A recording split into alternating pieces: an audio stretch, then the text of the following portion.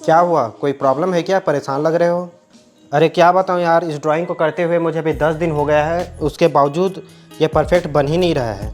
मैंने light set tone सारा कुछ अच्छे से इसमें यूज़ कर लिया है, इसके बावजूद इसमें ना तो डेप्थनेस दिखाई दे रहा है, ना ही डिस्टेंस, और ना ही ये रियलिस्टिक लग रहा है।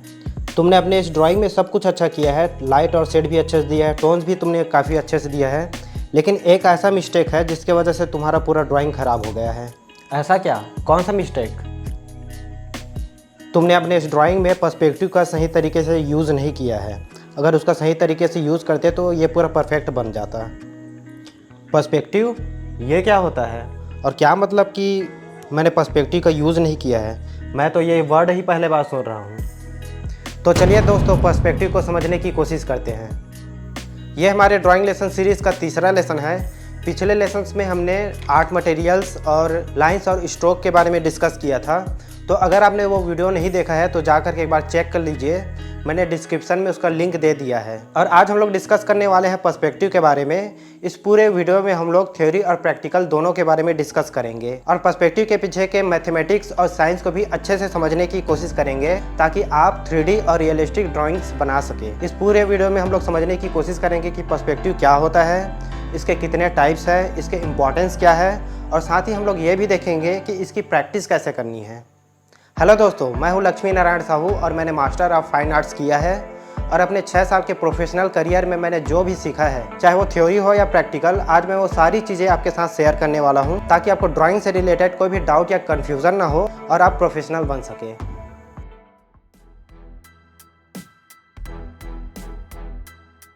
चलिए पर्सपेक्टिव को समझने की कोशिश करते हैं। पहले आप इन इमेजेस को देखिए।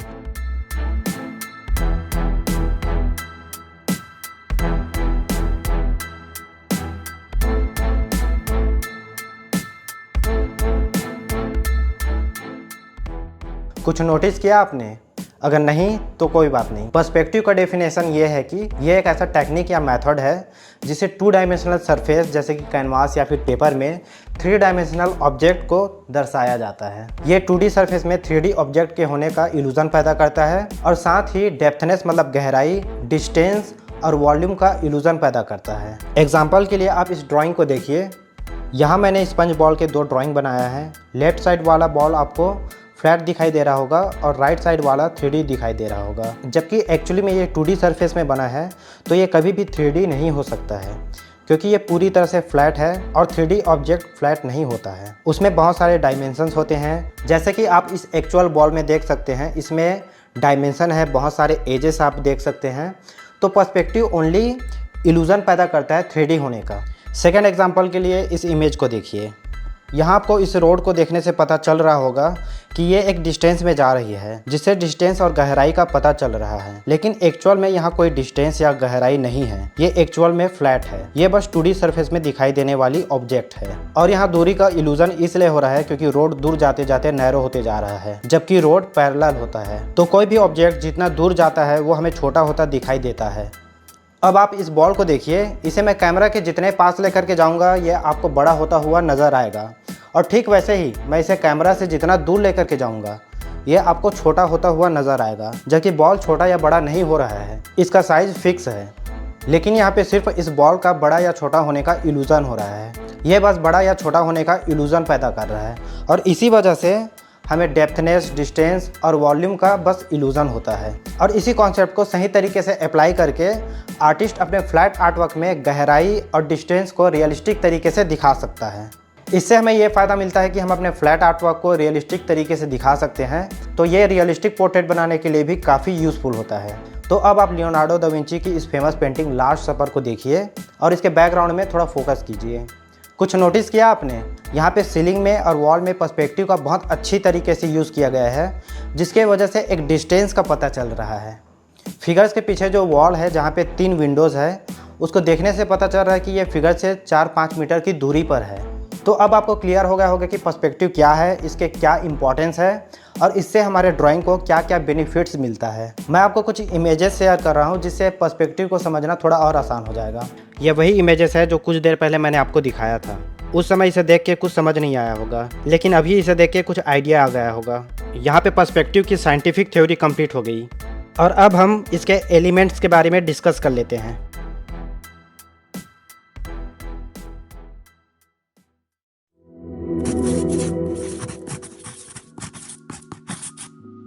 तो पर्सपेक्टिव का पहला एलिमेंट है होराइजन लाइन, जिसे आई लेवल भी कहते हैं। होराइजन एक ऐसा इमेजिनरी हॉरिजॉन्टल लाइन होता है जहाँ पे आसमान ज़मीन या पानी से मिलता है। यह फिजिकल या विजुअल लाइन हो सकता है जहाँ पे आसमान ज़मीन से मिलता है। यह किसी व्यूअर के आंखों की एक्चुअल हाइट होती है जब वो किसी ऑब्जेक्ट, इंटीरियर या एक्सटीरियर सीन को देखता है। मतलब ज़मीन से लेकर के व्यूअर के आंखों के बीच की जो हाइट होती है, एग्जैक्ट उसी हाइट में होराइजन लाइन होता है, ना उससे कम होता है ना उससे ज़्यादा। इसलिए होराइजन लाइन को आई लेवल भी कहते हैं। सपोज मेरी आंखें ज़मीन से 5 फीट की ऊंचाई में है तो होराइजन लाइन या फिर आई लेवल भी 5 फीट ही होगा। Artist I level line create करते हैं जिससे ये तय हो जाता है कि चीज़ें प्रॉपर पर्सपेक्टिव में है या नहीं। रात में जब हम लोग चांद को देखते हैं और आगे या पीछे चलते हैं तो हमें यही लगता है कि चांद भी हमारे साथ आगे या पीछे चल रहा है, और जब हम लोग रुकते हैं तो ऐसा लगता है कि वो भी हमारे साथ रुक गया वहीं पे। ठीक वैसे ही हमारी आंखें जिस हाइट में होती है, हमें होराइजन लाइन उसी हाइट में दिखाई देता है। एग्जाम्पल के लिए आप इस इमेज को देख सकते हैं। यहाँ होराइजन लाइन उसी हाइट में है जिस हाइट में व्यूअर की आंखें हैं, चाहे वो खड़ा हो, बैठा हो या लेटा ही क्यों ना हो। इसमें आपको इस बात का ध्यान रखना है कि मैटर ये नहीं करता कि हेड का एंगल क्या है। हेड का एंगल अप या डाउन हो सकता है, लेकिन होराइजन लाइन उसी हाइट में होगा जिस हाइट में आपकी आंखें हैं। सेकंड एग्जाम्पल के लिए आप इस इमेज को देख सकते हैं। यहाँ पे एक ऑब्जेक्ट रखा हुआ है। अगर उस कैमरा की हाइट ऑब्जेक्ट के बराबर में है तो होराइजन लाइन भी बराबर में होगा। लेकिन अगर कैमरे का एंगल भले ही ऑब्जेक्ट में ही क्यों ना हो, अगर हाइट कम या ज़्यादा होगा तो होराइजन लाइन भी वही बनेगा जिस हाइट में कैमरा लेंस होगा। यहाँ पे कैमरा का एंगल मैटर नहीं करेगा। तो यहाँ पे होराइजन लाइन का कॉन्सेप्ट कंप्लीट हो गया, और अब हम लोग वैनिशिंग पॉइंट के बारे में बात करेंगे।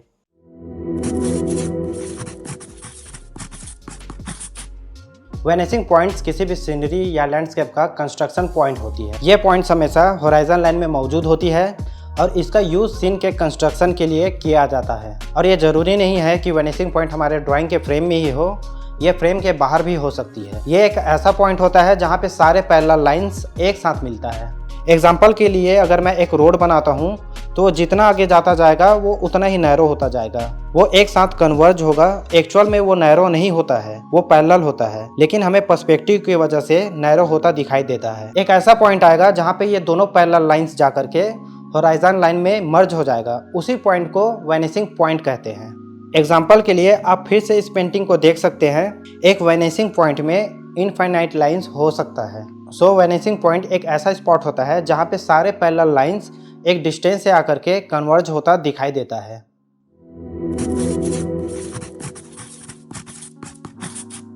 तो अब हम डिस्कस करने वाले हैं ऑर्थोगोनल लाइंस या वैनिशिंग लाइंस के बारे में। ये वो इमेजिनरी लाइंस होती है जो आपके द्वारा बनाए गए ऑब्जेक्ट के कॉर्नर से होकर के वैनिशिंग पॉइंट की ओर जाती है, और ये होराइजन लाइन में एक डिस्टेंस से परपेंडिकुलर जाने वाली लाइन की इल्यूजन क्रिएट करती है। ये लाइंस एक्चुअल लाइफ में एग्जिस्ट नहीं करता है, इसलिए इसे तभी ड्रॉ किया जाता है जब हम लोग रफली वर्क करते हैं, और फाइनल आउटलाइन होने के बाद इन लाइंस को इरेज कर दिया जाता है। पर्सपेक्टिव ड्राइंग में ऑर्थोगोनल लाइंस इमेजिनरी लाइंस होती है जो होराइजन लाइन के वैनिशिंग पॉइंट में एक साथ जाकर मिलती है, इसीलिए इसे वैनिशिंग लाइंस भी कहते हैं। और ये 2D सरफेस में 3D डेप्थ का इल्यूजन क्रिएट करती है। ऑर्थोगोनल्स का मतलब ही होता है एट राइट एंगल्स। ये लाइंस वैनिशिंग पॉइंट की ओर जाती है और उसमें परपेंडिकुलर होती है। फॉर एग्जाम्पल, ये पर्सपेक्टिव में दिखाई जाने वाली राइट एंगल की लाइन होती है जिसका फॉर्मेशन क्यूब के किनारे से होकर बनती है।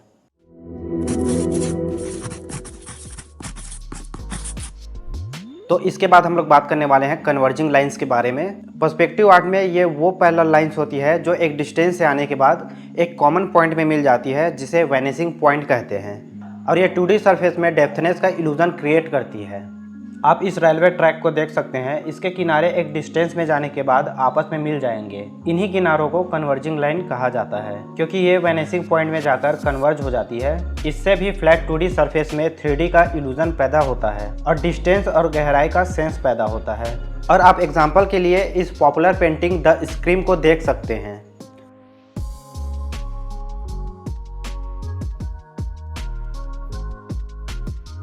अब आप यहाँ पे ऑर्थोगोनल लाइन और कन्वर्जिंग लाइन में कंफ्यूज मत हो जाना। क्योंकि दोनों एक जैसा लगता है। बस दोनों के बीच ये डिफरेंस है कि ऑर्थोगोनल लाइन किसी ऑब्जेक्ट से होकर के वेनिसिंग पॉइंट की ओर जाती है और वहीं पे कन्वर्जिंग लाइन खुद ही वेनिसिंग पॉइंट की ओर ट्रैवल करती है। और सेकेंड डिफरेंस ये है कि ऑर्थोगोनल लाइंस इमेजिनरी लाइंस होती है जिसे फाइनल ड्राइंग के बाद इरेज कर दी जाती है, और वहीं पे कन्वर्जिंग लाइन इमेजिनरी लाइन नहीं होती है और यह फिजिकली प्रेजेंट होती है। आप एग्जाम्पल के लिए इस इमेज को देख सकते हैं, इससे दोनों के बीच का डिफरेंस क्लियर हो जाएगा। इस सिंगल इमेज में दोनों लाइंस प्रेजेंट है।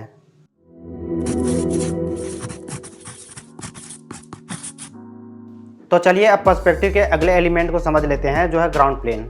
होराइजन लाइन के नीचे फ्लैट 2D हॉरिजॉन्टल सरफेस होता है जो ग्राउंड या पानी हो सकता है, जिसे पर्सपेक्टिव ड्राइंग में ग्राउंड प्लेन कहा जाता है और इसे पर्सपेक्टिव ड्राइंग में फ्लैट दिखाया जाता है। इस प्लेन में पैरेलल लाइंस ड्रॉ किया जाता है जो कन्वर्जिंग लाइन या ऑर्थोगोनल लाइन की तरह ही वेनिसिंग पॉइंट में जाकर के कन्वर्ज हो जाती है और इससे भी डिस्टेंस और डेप्थ का इल्यूजन पैदा होता है। तो अगर इसे सरल शब्दों में समझे तो ये 2D फ्लैट सरफेस होता है जो होराइजन लाइन के नीचे होता है और ये जमीन या पानी हो सकता है जिसके ऊपर ऑब्जेक्ट को रखा जाता है। आप ग्राउंड प्लेन को समझने के लिए इस इमेज को देख सकते हैं। तो ग्राउंड प्लेन का टॉपिक यहाँ पे खत्म होता है और अब हम लोग पिक्चर प्लेन के बारे में बात करने वाले हैं।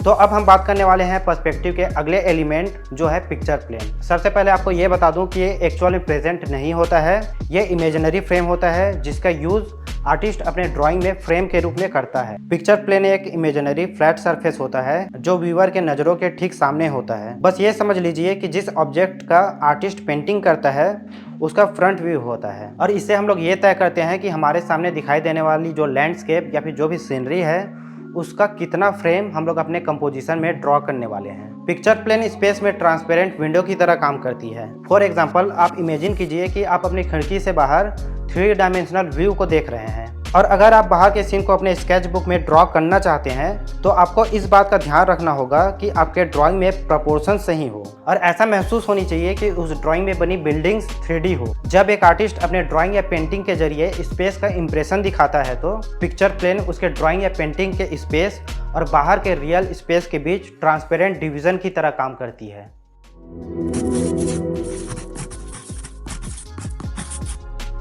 व्यू पॉइंट एक ऐसा स्पॉट होता है जहां से आर्टिस्ट किसी सीन या लैंडस्केप को देखता है। लीनियर पर्सपेक्टिव व्यू पॉइंट के इसी बेसिस पे काम करती है। व्यू पॉइंट को चूज करने का कोई भी सही या गलत तरीका नहीं होता है, बस आप फिगर्स और पर्सपेक्टिव को ध्यान में रखते हुए कंपोजिशन सेलेक्ट कर लेते हैं। मतलब अगर आप किसी लैंडस्केप या किसी इंटीरियर को ड्रॉ करते हैं तो ग्राउंड के जिस पॉइंट में खड़े होकर के आप ड्रॉ करेंगे उसी पॉइंट को व्यू पॉइंट कहा जाता है।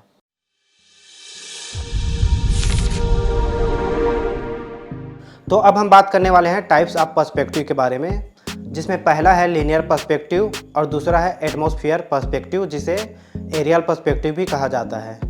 लीनियर पर्सपेक्टिव एक ऐसा टेक्निक है जिसका यूज़ आर्टिस्ट डेप्थ और स्पेस का इल्यूजन देने के लिए करते हैं, बहुत सारे ऑब्जेक्ट के ग्रुप और पोजीशन को ध्यान में रखते हुए। मतलब लाइंस, साइज और फॉर्म की जगह को ध्यान में रखते हुए गहराई को दिखाया जाता है।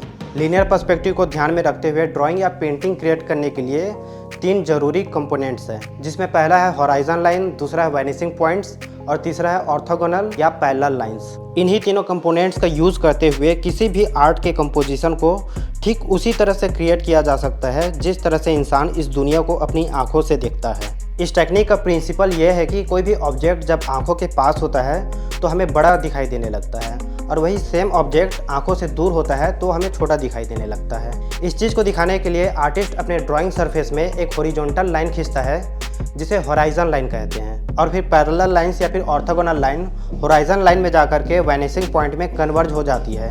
लीनियर पर्सपेक्टिव के 3 मेन टाइप्स होते हैं, जिसमें पहला टाइप है 1 पॉइंट पर्सपेक्टिव, सेकेंड है 2 पॉइंट पर्सपेक्टिव और थर्ड है 3 पॉइंट पर्सपेक्टिव। इसके अलावा भी लीनियर पर्सपेक्टिव के कुछ और टाइप्स है, जैसे कि multi point perspective, 4 point perspective, 5 point perspective या 6 पॉइंट पर्सपेक्टिव। तो इन पॉइंट्स को हम लोग किसी और वीडियो में डिस्कस करेंगे।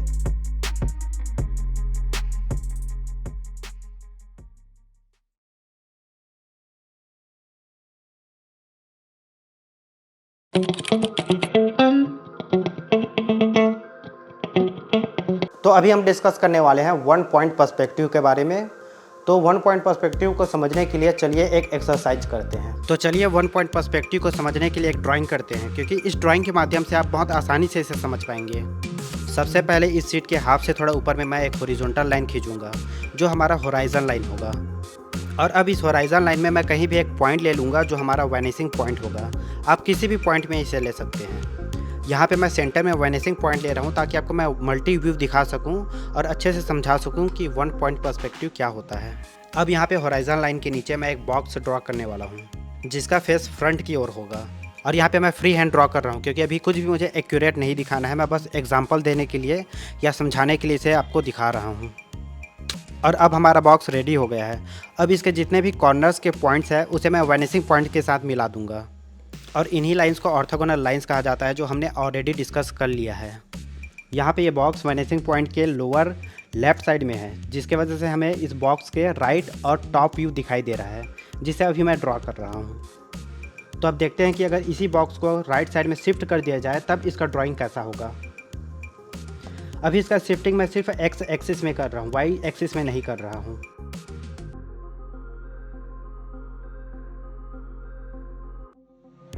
अब इसका ऑर्थोगोनल लाइंस या फिर वैनिसिंग लाइंस मैं फिर से ड्रॉ कर लेता हूँ।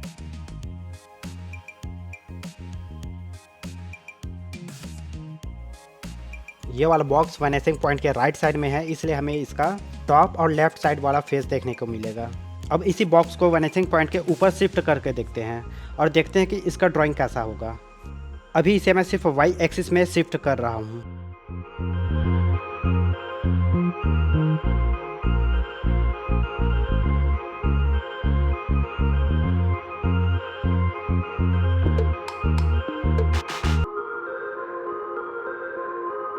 तो इसे वैनिसिंग पॉइंट या फिर होराइजन लाइन के ऊपर ड्रॉ करने में कुछ इस तरह से दिखाई देता है।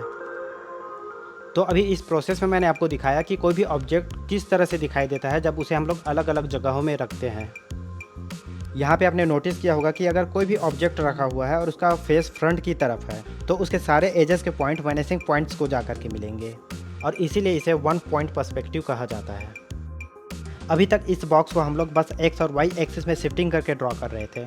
अब हम इसे जी एक्सिस में ड्रॉ करके देखेंगे। जी एक्सिस में हम लोग शिफ्ट करके देखेंगे कि इसका ड्राइंग किस तरह से होगा।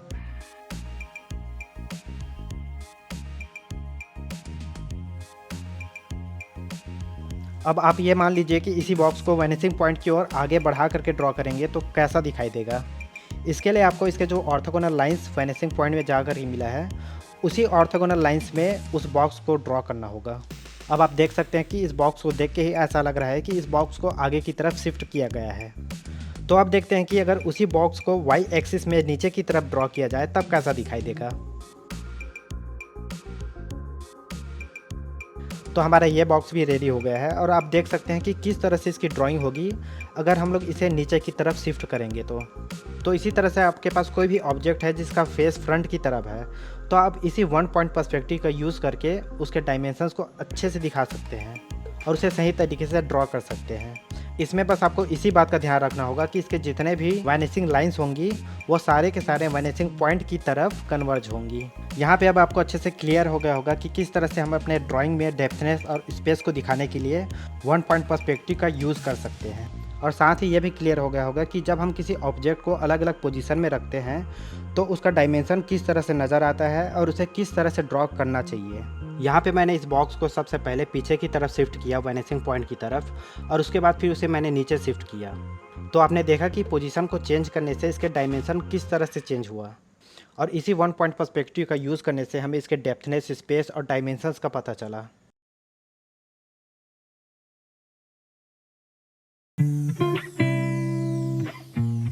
तो चलिए दोस्तों, वन पॉइंट पर्सपेक्टिव को और अच्छे से समझने के लिए एक और ड्राइंग करके देखते हैं, एक लैंडस्केप बना करके देखते हैं। यहाँ पे मैं एक होराइजन लाइन ड्रॉ कर रहा हूँ क्योंकि बिना होराइजन लाइन ड्रॉ करके लैंडस्केप बनाना बहुत मुश्किल हो सकता है। और अब मैं होराइजन लाइन में एक वैनिसिंग पॉइंट ऐड कर रहा हूँ। यहाँ पे घर बनाने के लिए सबसे पहले मैं बस रफली मार्क कर रहा हूँ, और यहाँ पे ट्रेन की पटरी बनाने के लिए भी मार्क कर लेता हूँ। और अब मैं घर का ड्राइंग स्टार्ट कर रहा हूँ। यहाँ पे आपको इस बात का ध्यान रखना है कि आप जब भी वन पॉइंट पर्सपेक्टिव में काम कर रहे हैं तो आपको ऑब्जेक्ट के फ्रंट फेस को बनाना है। अब मैं ऑर्थोगोनल लाइंस ड्रॉ कर रहा हूँ जो वैनिसिंग पॉइंट की ओर कन्वर्ज हो रही है।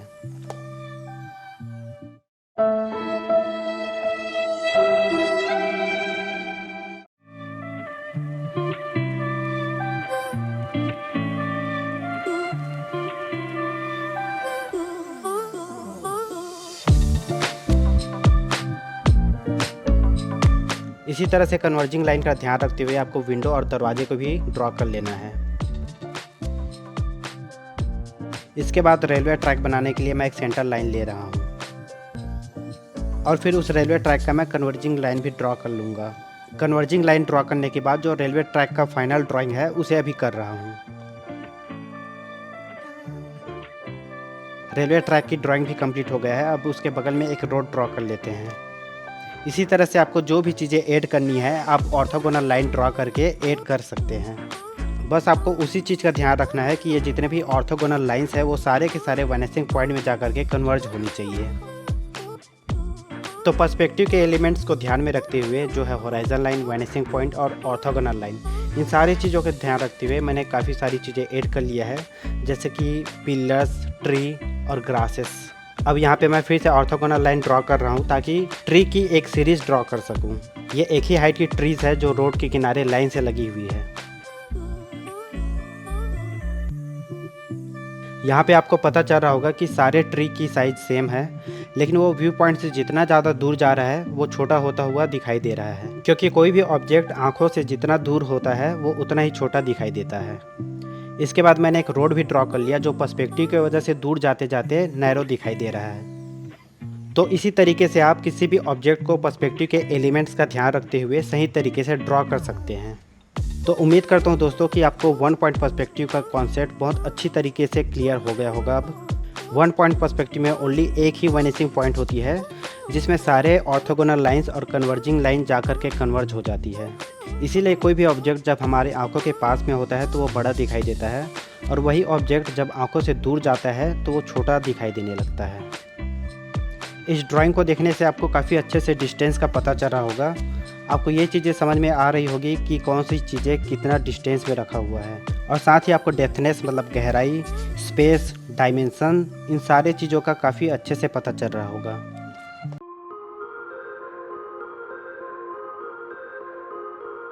यह एक ऐसा मैथमेटिकल सिस्टम या टेक्निक है जिससे 3D ऑब्जेक्ट और स्पेस को 2D सरफेस में वर्टिकल और हॉरिजॉन्टल लाइन का यूज़ करते हुए क्रिएट किया जाता है। लेकिन इसमें एक बहुत इंपॉर्टेंट बात है जो आपको ध्यान रखनी है।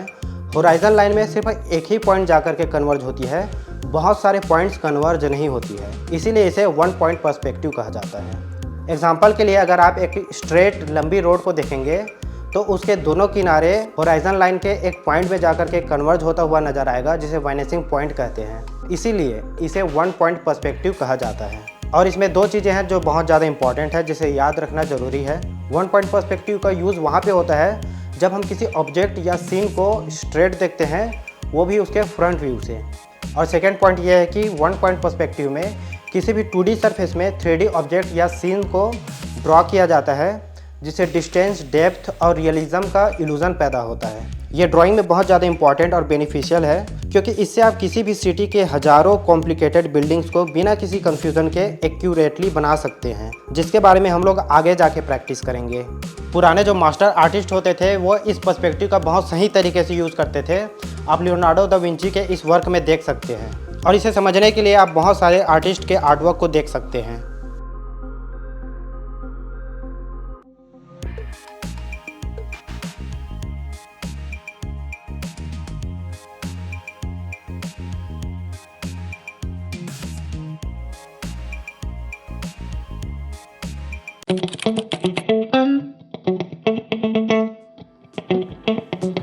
टू पॉइंट पर्सपेक्टिव में वही सारी चीज़ होती है जो हमने ऑलरेडी पर्सपेक्टिव और वन पॉइंट पर्सपेक्टिव में स्टडी कर चुका है, इसलिए इसे ज़्यादा एक्सप्लेन करने की ज़रूरत नहीं है।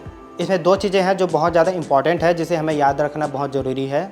इसमें दो वैनिशिंग पॉइंट होते हैं, इसीलिए इसे टू पॉइंट पर्सपेक्टिव कहा जाता है। और इसमें जो सेकेंड इंपॉर्टेंट पॉइंट है वो ये है कि इसे फ्रंट से देखने के बजाय साइड से देखा जाता है, जिसके वजह से किसी ऑब्जेक्ट के दो फेस हमें नज़र आते हैं, जिसके वजह से लाइंस के दो सेट्स दो अलग अलग पॉइंट्स में जाकर के मिलता है होराइजन लाइन में, जिसके वजह से दो वैनिशिंग पॉइंट्स क्रिएट होता है। इसका यूज़ करके कुछ इस तरह की ड्राइंग्स किया जा सकता है। जब हम लोग टू पॉइंट्स पर्सपेक्टिव की बात करते हैं तो इसमें दो वैनिशिंग पॉइंट्स होते हैं। जैसे अगर आप किसी बिल्डिंग को फ्रंट से ना देख के एक एंगल या किनारे से देखेंगे तो आपको उसके दो फेसेस देखने को मिलेंगे, और इन्हीं फेसेस के किनारों को ड्राइंग में लाइन्स के द्वारा रिप्रेजेंट किया जाता है, जिसे दो अलग अलग वैनिशिंग पॉइंट की ओर बढ़ाया जाता है और कन्वर्ज किया जाता है। चलिए दोस्तों, 2 पॉइंट पर्सपेक्टिव को इस ड्राइंग के माध्यम से समझने की कोशिश करते हैं। इसको समझाने के लिए मैं एक बॉक्स ले लेता हूँ ताकि आपको अच्छे से समझ में आए। 1 पॉइंट पर्सपेक्टिव में हमने देखा था कि हम लोग किसी भी ऑब्जेक्ट को उसके फ्रंट व्यू से देखते हैं, जिसके वजह से हमें उसका फ्रंट फेस नज़र आता है। जैसे कि इस बॉक्स को हम लोग अभी फ्रंट व्यू से देख रहे हैं और इसे हम लोग एक्स और वाई एक्सिस में जितना भी शिफ्टिंग करेंगे हमें इसके 2 या 3 पार्ट नज़र आएंगे, लेकिन फ्रंट व्यू से नज़र आएंगे। वहीं पे 2 पॉइंट पर्सपेक्टिव में हमारा व्यू पॉइंट फ्रंट नहीं होगा, हम लोग इसे एक किनारे से देखेंगे, जिसके वजह से साइड वाले कॉर्नर का लेंथ फ्रंट वाले कॉर्नर के कंपैरिजन में थोड़ा छोटा दिखाई देगा और ये पर्सपेक्टिव की वजह से ऐसा नज़र आता है। आप देख सकते हैं कि इसको हल्का सा रोटेट करने से ही कितना ज़्यादा पर्सपेक्टिव में चेंजेस दिखाई दे रहा है, जबकि इसके सारे कॉर्नर का लेंथ इक्वल है। अब इसे एक्स और वाई एक्सिस में आप जहाँ भी शिफ्ट करेंगे आपको इसके अलग अलग डायमेंशंस नज़र आएंगे और ये हर एक पोजीशन में 2 वैनिशिंग पॉइंट क्रिएट करेगा। चलिए अब हम देखते हैं कि इसका ड्राइंग कैसा होगा। अभी इसे ड्रॉ करने के लिए इसके साइड कॉर्नर को फ्रंट में रखेंगे। तो सबसे पहले हम होराइजन लाइन ड्रॉ कर लेंगे और अब इसके बाद आपको होराइजन लाइन में 2 वैनिशिंग पॉइंट कहीं भी ले लेनी है, क्योंकि अभी हम लोग 2 पॉइंट पर्सपेक्टिव में काम कर रहे हैं। अब यहाँ पे होराइजन लाइन में हमारे पास 2 वैनिशिंग पॉइंट है। अब हमें बॉक्स के एक कॉर्नर को ड्रॉ करना है। हम लोग इसके साइड कॉर्नर को ड्रॉ करेंगे, इसलिए बस एक वर्टिकल लाइन खींचेंगे। फिर उस वर्टिकल लाइन के दोनों पॉइंट्स को वैनिशिंग पॉइंट के साथ मिला देंगे।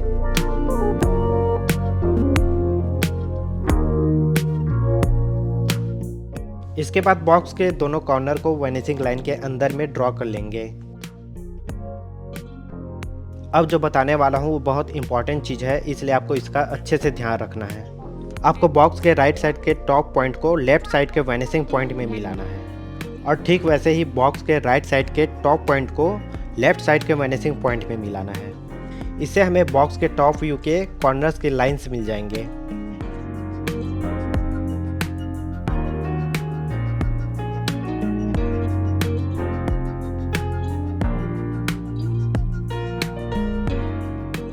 तो इसी तरह से आप 2 पॉइंट पर्सपेक्टिव का यूज़ करके किसी भी 3D ऑब्जेक्ट को बहुत सही तरीके से ड्रॉ कर सकते हैं। इसमें आपको 2 वैनिशिंग पॉइंट्स मिल जाएगा, जिससे बने ऑर्थोगोनल लाइंस का यूज़ करके आप बहुत सारे ऑब्जेक्ट को ड्रॉ कर सकते हैं। यहाँ पे आप 2 पॉइंट पर्सपेक्टिव के एग्जांपल देख सकते हैं। यहाँ पे आपने कुछ नोटिस किया, इस ड्राइंग का जो वैनिशिंग पॉइंट है वो पेपर से बाहर में है। बहुत बार ऐसा कंडीशन आता है कि वैनिशिंग पॉइंट बहुत दूर दूर में जा करके बनता है और कभी कभी वो पेपर के बाहर भी होता है। ज़रूरी नहीं है कि हमेशा वैनिशिंग पॉइंट हमारे पेपर के अंदर ही रहे। चलिए इसे समझने के लिए एक ड्राइंग करते हैं। बहुत बार ऐसा होता है कि ऑब्जेक्ट अपने वाई एक्सिस में रोटेट हो जाता है, जिससे इसके वैनिशिंग पॉइंट काफ़ी प्रभावित होते हैं। मतलब वैनिशिंग पॉइंट उसके रोटेशन की वजह से दूर या पास हो जाते हैं। यहाँ पे सबसे पहले एक होराइजन लाइन ड्रॉ कर लेते हैं और उसके बाद एक पिक्चर प्लेन भी ड्रॉ कर लेते हैं। मतलब हमें सामने का जितना व्यू दिखाई दे रहा है या फिर हम लोग जितना व्यू को बनाना चाह रहे हैं उतना पोर्शन को हम लोग ड्रॉ कर लेंगे। बस आप ये समझ लीजिए कि हमने ये जो बॉक्स बनाया है ये हमारा पेपर है। अब हम यहाँ पे एक वैनिशिंग पॉइंट पेपर के अंदर ड्रॉ कर लेंगे और सेकेंड वैनिशिंग पॉइंट पेपर के बाहर ड्रॉ करेंगे और ऑर्थोगोनल लाइंस का यूज़ करते हुए पेपर के अंदर एक बॉक्स ड्रॉ कर लेंगे।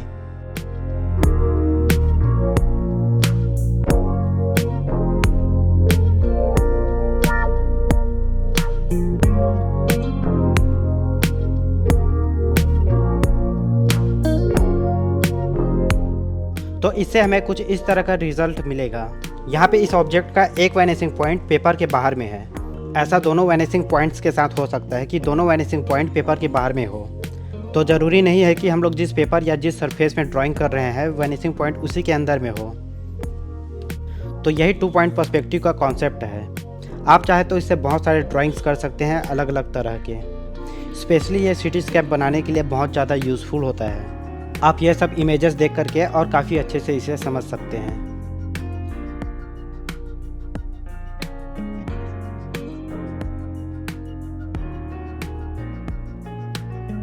अब हम लोग लीनियर पर्सपेक्टिव के थर्ड टाइप के बारे में डिस्कस करेंगे।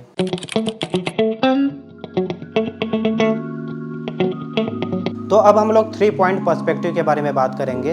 जैसा कि नाम से ही पता चल रहा है, 3 पॉइंट पर्सपेक्टिव में किसी भी ऑब्जेक्ट या सीन को क्रिएट करने के लिए 3 वैनिशिंग पॉइंट का यूज़ होता है। ये 2 पॉइंट पर्सपेक्टिव की तरह ही होती है, जिसमें 2 पॉइंट्स होराइजन लाइन के राइट और लेफ्ट साइड में बनती है और तीसरा पॉइंट होराइजन लाइन के ऊपर या नीचे में बनती है। इस टेक्निक का यूज़ लंबे स्ट्रक्चर के ऑब्जर्वेशन के लिए किया जाता है, जैसे कि लंबी लंबी बिल्डिंग्स और बड़ी बड़ी घाटियाँ, जहाँ पे 3 वैनिशिंग पॉइंट होराइजन लाइन के ऊपर अपीयर होती है। अगर आप किसी बिल्डिंग को बहुत नीचे से देखेंगे या फिर किसी केंचुए या चींटी की नज़र से देखेंगे, तो उस बिल्डिंग का जो वैनिशिंग पॉइंट होगा वो होराइजन लाइन से काफ़ी ऊपर में होगा। और ठीक उसी तरह अगर आप उस बिल्डिंग को और ऊंचाई से देखेंगे, जैसे कि किसी चिड़िया की नज़रों से देखेंगे, तो उस बिल्डिंग का जो वैनिशिंग पॉइंट होगा वो होराइजन लाइन से नीचे बनेगा। इसकी कुछ खासियत होती है जो इसे दूसरे पर्सपेक्टिव से यूनिक बनाती है, और वो है ये ड्रामेटिक और डायनेमिक इफेक्ट क्रिएट करता है और ड्राइंग में डेप्थ और रियलिज्म सेंस ऐड करता है। चलिए 3 पॉइंट पर्सपेक्टिव को समझने के लिए एक ड्राइंग करते हैं। इसके ज़रिए आप बहुत आसानी से इसे समझ पाएंगे और ये भी जान पाएंगे कि इसका यूज़ कब करना है और किसी भी कॉम्प्लेक्स ड्राइंग को किस तरह से हम लोग बहुत आसानी से ड्रॉ कर सकते हैं। यहाँ पे मैंने एक बेस लाइन खींच लिया है जो ज़मीन का लाइन है, आप इसे होराइजन लाइन भी मान सकते हैं। और अब यहाँ पे मैं एक बिल्डिंग बना रहा हूँ और यहाँ पे मैं कोई डिटेलिंग नहीं करने वाला हूँ, ये बस एक सिंपल डायग्राम है समझाने के लिए। यहाँ पे एक पॉइंट ऑफ व्यू रख लेते हैं, मतलब यहाँ पे एक आदमी खड़ा हुआ है जो सामने बिल्डिंग को देख रहा है और वो अभी ज़मीन में नहीं है, ज़मीन से काफ़ी ऊपर में खड़ा है, इसलिए उसका व्यू पॉइंट काफ़ी ऊपर बनेगा। कहीं आप भूल तो नहीं गए कि व्यू पॉइंट क्या होता है? मैंने पर्सपेक्टिव के एलिमेंट वाली टॉपिक में इसे समझाया था। तो इसकी आंखों की हाइट ज़मीन से जितनी डिस्टेंस में है उसी डिस्टेंस में व्यू पॉइंट बनेगा। यहाँ पे मैंने लाइन ऑफ साइट भी बना लिया है। ये जो ब्लू लाइंस बना रहा हूँ ये वो पोर्शन है जो व्यूअर को दिखाई दे रहा है, मतलब ये हमारा पिक्चर प्लेन है। तो अगर हम यहाँ से इस बिल्डिंग को देखेंगे तो ये कुछ इस तरह से दिखाई देगा, क्योंकि हमारा लाइन ऑफ साइट भी स्ट्रेट है। तो अब हम ये देखने वाले हैं कि व्यू पॉइंट को चेंज करने से पर्सपेक्टिव किस तरह से चेंज होता है और हमें बिल्डिंग किस तरह की दिखाई देगी। तो अगर वही इंसान उस बिल्डिंग के और भी ज़्यादा करीब आ जाए और उसे ज़मीन से ऊपर की तरफ देखे तो किस तरह की व्यू हमें नज़र आएगा, वो भी देख लेते हैं। तो अभी भी आप देख सकते हैं कि लाइन ऑफ साइट बिल्डिंग के सेंटर में ही है। तो इस पोजीशन में खड़े होकर के बिल्डिंग के सेंटर को देखने में जो दिखाई देगा उसका व्यू कुछ इस तरह से होगा। यहाँ पे आप क्लियरली देख सकते हैं कि बिल्डिंग का नीचे वाला पार्ट वाइड है और जैसे जैसे वो ऊपर जा रहा है वो नैरो दिखाई दे रहा है। तो चलिए समझने की कोशिश करते हैं कि ऐसा क्यों हो रहा है। तो जैसा कि हमने पहले ही डिस्कस किया हुआ है कि जब कोई भी चीज़ हमारे आँखों के पास में होती है तो वो बड़ा दिखाई देता है, और जैसे जैसे वो हमारे आँखों से दूर जाती है उसका साइज हमें छोटा दिखाई देने लगता है। यहाँ पे फर्स्ट केस में यह हुआ कि इंसान बिल्डिंग से काफ़ी दूर में था और साथ ही उसका व्यू पॉइंट भी ज़मीन से काफ़ी ऊपर में था, मतलब बिल्डिंग के सेंटर में था, जिसके वजह से कुछ इस तरह का व्यू दिखाई दे रहा था। लेकिन सेकंड केस में यह हुआ कि व्यू पॉइंट बिल्डिंग के बहुत करीब था और साथ ही उसका व्यू पॉइंट ज़मीन से भी काफ़ी कम हाइट में था, जिसके वजह से जब लाइन ऑफ साइट ऊपर गया, मतलब जब वो ऊपर की तरफ देखा तो बिल्डिंग का नीचे वाला पार्ट पास में होने की वजह से बड़ा दिखाई दिया और उसका जो ऊपर वाला पार्ट था वो आंखों से दूर होने की वजह से छोटा दिखाई देने लगा।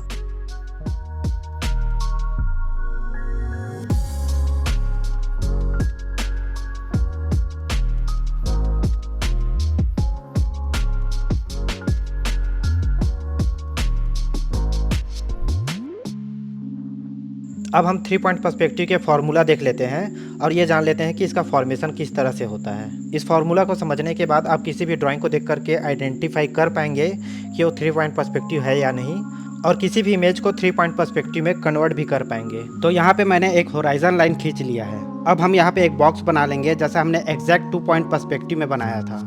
यहाँ पे ये बॉक्स होराइजन लाइन के ऊपर है, आप इसे नीचे भी बना सकते हैं, लेकिन दोनों चीज़ें अलग अलग कंडीशन के लिए ड्रॉ किया जाता है। अगर आपने इस वीडियो में 2 पॉइंट पर्सपेक्टिव को नहीं देखा है तो जाकर के एक बार चेक कर लीजिए, नहीं तो आप कंफ्यूज हो सकते हैं। अब यहाँ पे हमारा 2 पॉइंट पर्सपेक्टिव से बना हुआ ऑब्जेक्ट रेडी है। 2 पॉइंट पर्सपेक्टिव में हमने देखा था कि हम लोग किसी ऑब्जेक्ट को एक एंगल से देखते हैं जिसके वजह से उसके 2 वैनिशिंग पॉइंट्स होराइजन लाइन में जाकर कन्वर्ज होता नजर आता है। लेकिन 3 पॉइंट पर्सपेक्टिव में एक ऐसा कंडीशन होता है जिसमें हम लोग किसी बहुत बड़े ऑब्जेक्ट को किसी एक व्यू से देखते हैं। फॉर एग्जाम्पल आप इमेजिन कीजिए कि एक चींटी ग्राउंड में बैठ करके एक बहुत बड़ी बिल्डिंग को देख रही है, तो उसको उसका किस तरह का व्यू नज़र आएगा। जाहिर सी बात है उसको बिल्डिंग का नीचे वाला पार्ट बहुत बड़ा दिखाई देगा और बिल्डिंग का ऊपर वाला पार्ट बहुत छोटा दिखाई देगा, जिसके वजह से एक और वैनिशिंग पॉइंट क्रिएट हो जाएगा। तो इसी तरह से 3 पॉइंट पर्सपेक्टिव का क्रिएशन होता है। तो यहाँ पे इस बॉक्स के ऊपर वाले पार्ट को हम लोग थोड़ा नैरो करेंगे ताकि ऑब्जेक्ट के पास वाला हिस्सा बड़ा दिखाई दे और दूर वाला हिस्सा छोटा दिखाई दे, और ये दोनों पार्ट्स आगे जाकर के कन्वर्ज हो जाएंगी और हमें एक वैनिशिंग पॉइंट मिल जाएगा। और ये रहा वैनिशिंग पॉइंट। यहाँ पे मैं बिल्डिंग के पार्ट्स को ब्लैक कलर से ड्रॉ कर रहा हूँ ताकि अच्छे से दिखाई दे। तो ये था 3 पॉइंट पर्सपेक्टिव का फॉर्मेशन। आई होप दोस्तों आपको समझ में आ गया होगा कि 3 पॉइंट पर्सपेक्टिव किस तरह से काम करता है। आप इस इमेज में देख सकते हैं कि हम लोग बिल्डिंग का फ्रंट पार्ट नहीं देख रहे हैं, हम लोग इसे एक किनारे से देख रहे हैं। और ये बहुत ऊंची बिल्डिंग है, जिसके वजह से इसके नीचे का पार्ट बहुत वाइड दिखाई दे रहा है और ऊपर का पार्ट बहुत नैरो दिखाई दे रहा है। 3 पॉइंट पर्सपेक्टिव में जब हम तीसरे पॉइंट को होराइजन लाइन के नीचे बनाएंगे तो कुछ इस तरह का ड्राइंग बनेगा। इसे बर्ड व्यू भी कहा जाता है, क्योंकि कोई भी चिड़िया जब आसमान में उड़ती है तो उसे नीचे का व्यू कुछ इसी तरह से दिखाई देता है। और तीसरे वैनिशिंग पॉइंट को होराइजन लाइन के ऊपर बनाया जाता है तो उसे एंड व्यू कहा जाता है, जो अभी हमने डिस्कस किया था। तो जब भी आप किसी ऑब्जेक्ट को टॉप व्यू से देखेंगे तो उसका third vanishing point horizon line के नीचे बनेगा, और जब भी आप किसी ऑब्जेक्ट को बॉटम व्यू से देखेंगे तो उसका third vanishing point horizon line के ऊपर बनेगा। तो मैं आपको 3 पॉइंट पर्सपेक्टिव के कुछ और एग्जांपल्स दिखा देता हूँ।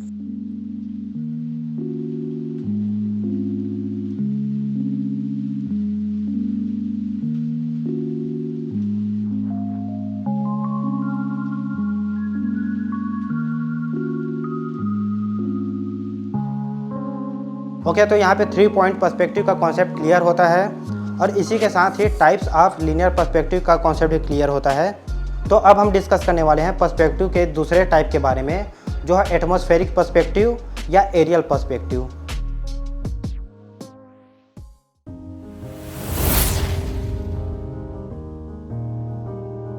एटमॉस्फेयर पर्सपेक्टिव, जिसे एरियल पर्सपेक्टिव भी कहा जाता है, इसमें डेप्थ को वैल्यूज़ के द्वारा दिखाया जाता है, मतलब गहराई को लाइट और शेड के माध्यम से दिखाया जाता है।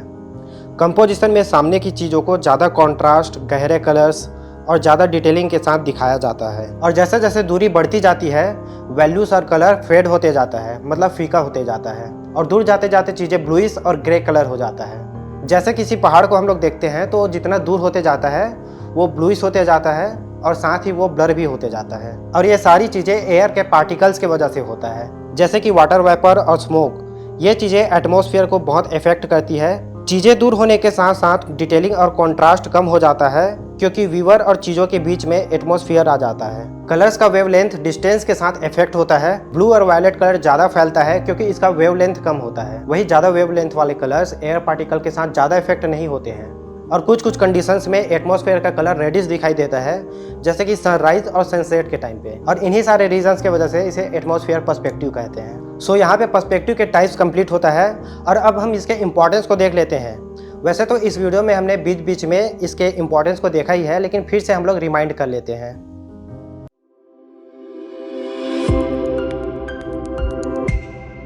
पर्सपेक्टिव को समझने से हमें एक फ़ायदा ये होता है कि इससे रियलिस्टिक ड्राइंग्स बनाने में हमें काफ़ी हेल्प मिलती है, और इसके यूज़ के बिना रियलिस्टिक ड्राइंग या पेंटिंग नहीं किया जा सकता है। इसके यूज़ के बिना ड्राइंग फ्लैट लगने लगेगा और गहराई का पता नहीं चलेगा। पर्सपेक्टिव को मास्टर करने से आर्टिस्ट अपने ड्राइंग में ऑब्जेक्ट और सीन को एक्यूरेट दिखा सकता है। ये आर्किटेक्चरल ड्राइंग्स, लैंडस्केप या स्टिल लाइफ कंपोजिशन के लिए बहुत इंपॉर्टेंट होता है। जिस तरह से चीज़ें अपने आसपास के इन्वायरमेंट के साथ इंटरेक्ट करती है, उस चीज़ को आर्टिस्ट एक्यूरेट और सही तरीके से बना पाता है। आर्टिस्ट डायनेमिक कंपोजिशन बनाने के लिए वैनिशिंग पॉइंट और कन्वर्जिंग लाइन के साथ खेल सकता है। अब हम इसके प्रैक्टिस के बारे में बात करेंगे।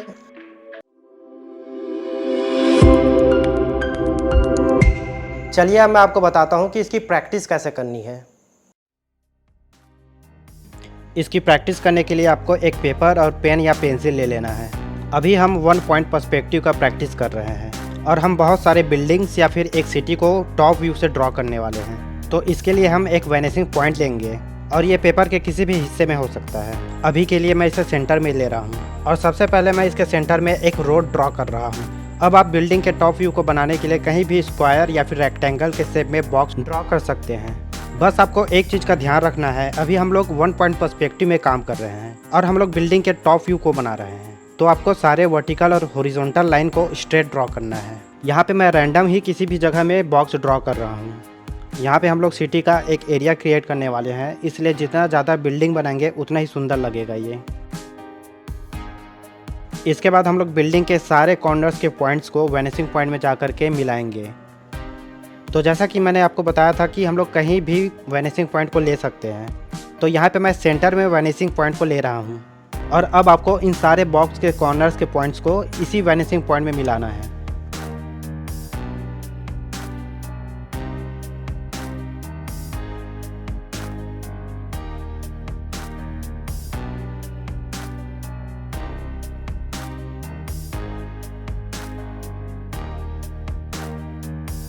तो अब आप देख सकते हैं बॉक्स के कॉर्नर के सारे पॉइंट्स को वैनिशिंग पॉइंट में मिलाने से हमें बिल्डिंग मिल गया। और बाद में आप बिल्डिंग्स में और भी ज़्यादा डिटेलिंग कर सकते हैं। आप जितना ज़्यादा डिटेलिंग करेंगे वो उतना ही अच्छा लगेगा। तो आपको इसी तरह से प्रैक्टिस करनी है और आपको ये चीज़ें बहुत बार करनी है। और आप जितना ज़्यादा बार करेंगे उतना ही आपका पर्सपेक्टिव स्ट्रॉन्ग होता जाएगा। अभी मैंने आपको बिल्डिंग बनाना सिखाया टॉप व्यू से, और अब हम दूसरी चीज़ें भी बना करके देखेंगे, और वो भी अलग अलग व्यू पॉइंट से। अब मैं आपको बताने वाला हूँ कि वन पॉइंट पर्सपेक्टिव का यूज़ करते हुए आप रेलवे प्लेटफॉर्म भी बना सकते हैं। इसके लिए मैंने एक होराइजन लाइन और एक वैनिशिंग पॉइंट क्रिएट कर लिया, और अभी मैं प्लेटफॉर्म का रफ स्केच कर रहा हूँ ताकि कंपोजिशन क्लियर हो सके कि कौन सा ऑब्जेक्ट कहाँ पे रहने वाला है। और फिर मैं फाइनल ड्राइंग करने वाला हूँ, इस बात का ध्यान रखते हुए कि जितने भी ऑर्थोगोनल और कन्वर्जिंग लाइन हैं वो सारे के सारे वैनिशिंग पॉइंट में जा कर के ही कन्वर्ज हो।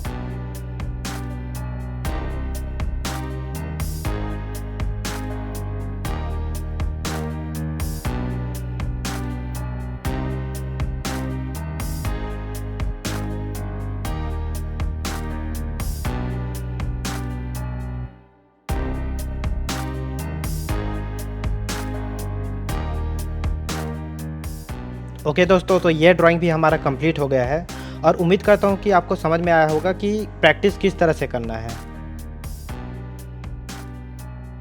इसका यूज़ सिर्फ लैंडस्केप बनाने या फिर आउटडोर ड्राइंग के लिए नहीं होता है, बल्कि आप इससे इंडोर या फिर कोई भी ऑब्जेक्ट को बना सकते हैं। ऑब्जेक्ट कुछ भी हो सकता है, बस आपको वन पॉइंट पर्सपेक्टिव के फॉर्मूला को ध्यान में रखते हुए ड्राइंग करनी है।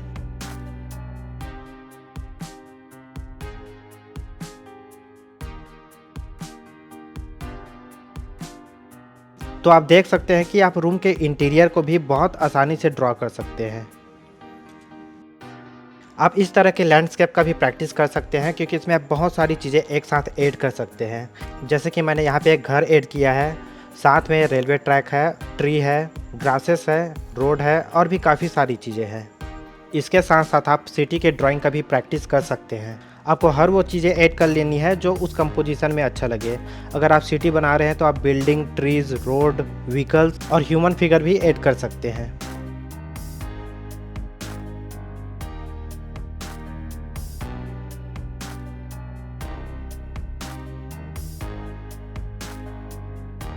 तो आई होप दोस्तों आपको बहुत अच्छे से समझ में आ गया होगा कि वन पॉइंट पर्सपेक्टिव के लिए किस तरह की प्रैक्टिसेस आपको करनी है, और आप जितना ज़्यादा इसे करेंगे आप और भी ज़्यादा परफेक्ट होते जाएंगे।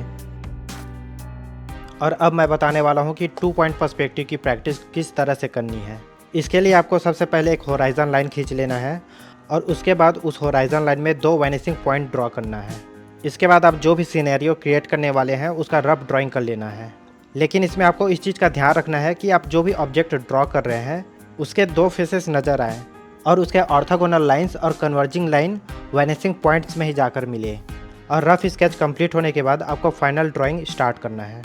प्रैक्टिस के टाइम में ड्रॉ करने के लिए आप फ्री हैंड भी ड्रॉ कर सकते हैं, और चाहे तो स्केल का भी यूज़ कर सकते हैं। ये टू पॉइंट पर्सपेक्टिव है, इसलिए इसमें जितने भी वर्टिकल लाइंस होंगे वो सारे के सारे स्ट्रेट होंगे, और जितने भी हॉरिजॉन्टल लाइंस होंगे वो सारे के सारे वैनिशिंग पॉइंट की तरफ अपना एंगल बदल लेंगे। तो पूरे ड्राइंग को करने के टाइम पे आपको इन्हीं सारे बातों का ध्यान रखना होगा। स्टार्टिंग में आपको ये थोड़ा कॉम्प्लिकेटेड लगेगा, लेकिन जितना ज़्यादा प्रैक्टिस करेंगे उतना ही ज़्यादा ईजी लगने लगेगा। तो इसी टेक्निक का ध्यान रखते हुए आपको प्रैक्टिस करनी है।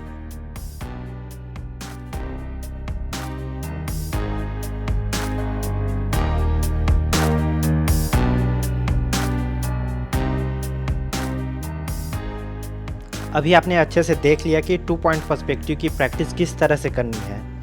आपको इतना पता चल गया होगा कि ऑब्जेक्ट को किस तरह से रखना है और उन सारे ऑब्जेक्ट के लाइंस को किस तरह से ड्रॉ करना है। और अब हम देखने वाले हैं कि 3 पॉइंट पर्सपेक्टिव की प्रैक्टिस किस तरह से करनी है। इसमें 2 तरह की प्रैक्टिसेस मैं आपको बताने वाला हूँ। पहला जिसमें हम लोग टॉप व्यू से किसी ऑब्जेक्ट को देखेंगे और दूसरे में हम लोग बॉटम से किसी ऑब्जेक्ट को देखेंगे। ये 3 पॉइंट पर्सपेक्टिव है, इसलिए इसमें मैंने 3 वैनिशिंग पॉइंट्स बना लिया है और तीनों पॉइंट्स को मैंने एक साथ मिला लिया है। बिल्डिंग बनाने के लिए मैंने सेंटर में एक लाइन खींच लिया है ताकि हमें बिल्डिंग के 2 फेसेस मिल सके। फिर उसके सारे कॉर्नर्स के पॉइंट्स को आपको वैनिशिंग पॉइंट्स की ओर मिलाना है, जैसा कि हमने इसे ऑलरेडी 3 पॉइंट पर्सपेक्टिव में पढ़ चुका है। आप इसमें चाहे तो एक ही बिल्डिंग बना सकते हैं या फिर 2 बना सकते हैं या फिर 3 बना सकते हैं या फिर चाहे तो पूरा एक सिटी ही बना सकते हैं। इसका यूज़ करके इसी तरह के डायनेमिक ड्राइंग्स कर सकते हैं।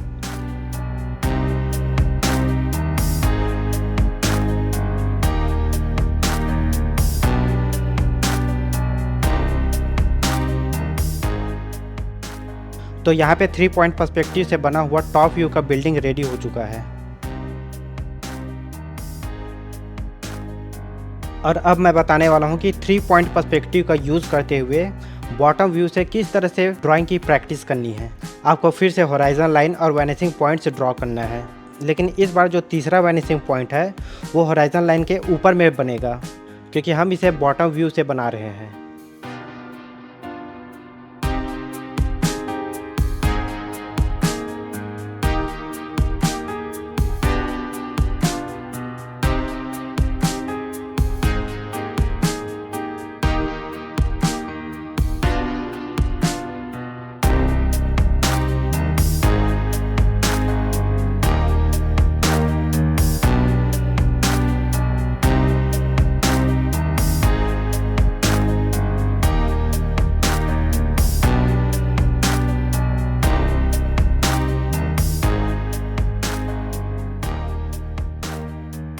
तो यहाँ पे हमने देख लिया कि 3 पॉइंट पर्सपेक्टिव की प्रैक्टिस किस तरह से करनी है। तो अगर आप भी पर्सपेक्टिव में बिगनर है तो आपको भी इसी स्टेप को फॉलो करते हुए प्रैक्टिस करनी है, और आपको बहुत सारी प्रैक्टिस करनी है। आपको तब तक प्रैक्टिस करते रहना है जब तक आप कंफर्टेबल तरीके से इसे बनाना सीख ना जाए। स्टार्टिंग में थोड़ा सा कॉम्प्लिकेटेड लग सकता है, लेकिन एक बार अच्छे से समझने के बाद और कुछ प्रैक्टिसेस के बाद ये बहुत ज़्यादा ईजी हो जाएगा। और इसीलिए स्टार्टिंग में मैंने पर्सपेक्टिव के जो एलिमेंट्स हैं उसके बारे में डिस्कस किया था, ताकि आपको कहीं भी कुछ भी कन्फ्यूज़न न रहे।